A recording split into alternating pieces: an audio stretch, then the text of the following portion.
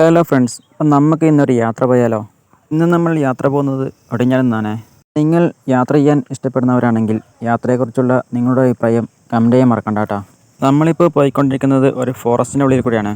അങ്ങനെ സമയം ഇപ്പം ഏകദേശം 6 മണിയൊക്കെ കഴിഞ്ഞിട്ടുണ്ട്. നമ്മളങ്ങനെ വലിയൊരു കയറ്റവും കയറി കഴിഞ്ഞ് നമ്മളെ സ്ഥലത്തേക്ക് എത്തിയിട്ടുണ്ട് കേട്ടോ.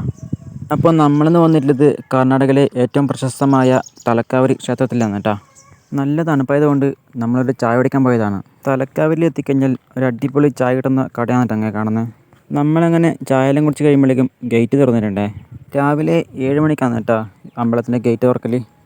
വലിയ വാഹനങ്ങളെ അകത്തേക്ക് വിടാത്തതുകൊണ്ട് നമ്മൾ നടന്നിട്ടാണ് കേട്ടോ പോയത്.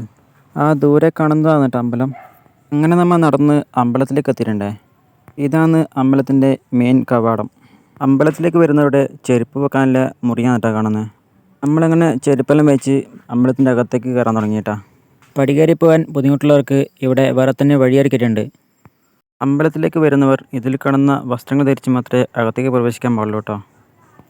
അപ്പോൾ ഇത് നമ്മളെ കൂടെ വന്ന ആൾക്കാരാണ്. അപ്പോൾ ഈ അമ്പലത്തിലേക്ക് എപ്പോഴെങ്കിലും വന്നിട്ടില്ലവർ ജസ്റ്റ് ഒന്ന് കമൻറ്റ് ചെയ്യണേ. ഈ കാണുന്നതാണ് അമ്പലത്തിലെ പ്രധാന കുളം. എല്ലാവരും അമ്പലത്തിലെ കാഴ്ചകളൊക്കെ കണ്ട് ആസ്വദിക്കുകയാണ്. അമ്പലത്തിനകത്തെ വളരെ പ്രധാനപ്പെട്ട വൃക്ഷമാണ് കേട്ടോ ഇത്. ഇവിടെയാണ് അമ്പലത്തിലെ പൂജയെല്ലാം നടക്കുന്നത്. അങ്ങനെ നമ്മൾ അവിടുന്ന് കുറിയെല്ലാം വാങ്ങിയിട്ട് താഴേക്ക് ഇറങ്ങിയിട്ടാ. തിരിച്ച് ഇറങ്ങുമ്പോഴേക്കും കണ്ട അതിമനോഹരമായ കാഴ്ചയാണിത്. അമ്പലം മുഴുവനായിട്ട് മഞ്ഞുകൊണ്ട് മൂടിയിരിക്കുന്നു. പിള്ളേരെല്ലാം വളരെ സന്തോഷത്തിലാണ് കേട്ടോ.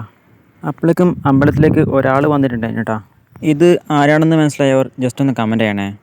അമ്പലത്തിൻ്റെ ഒരു വശത്ത് ഇതുപോലെ കുറേ കല്ലുകൾ കൂട്ടി വെച്ചത് കാണാം. അമ്പലത്തിലെ പ്രധാന നേർച്ചയാണെന്നാണ് പറഞ്ഞു കേട്ടത്. അങ്ങനെ നമ്മൾ അമ്പലത്തിലെ കാഴ്ചയെല്ലാം കണ്ട് നേരെ ഒരു കടയിൽ കയറിയിട്ടുണ്ടാ. ആടുന്ന് പിള്ളേർക്ക് കുറച്ച് കളിപ്പാട്ടെല്ലാം വാങ്ങി നമ്മളങ്ങനെ മടങ്ങിയേ. വണ്ടിയിൽ കയറാൻ വേണ്ടിയിട്ട് വീണ്ടും നടക്കേണ്ടി വന്നു കേട്ടോ. നമ്മളങ്ങനെ വീണ്ടും യാത്ര തുടർന്നു. കുട്ടികളൊക്കെ വളരെ ഹാപ്പിയാണ്.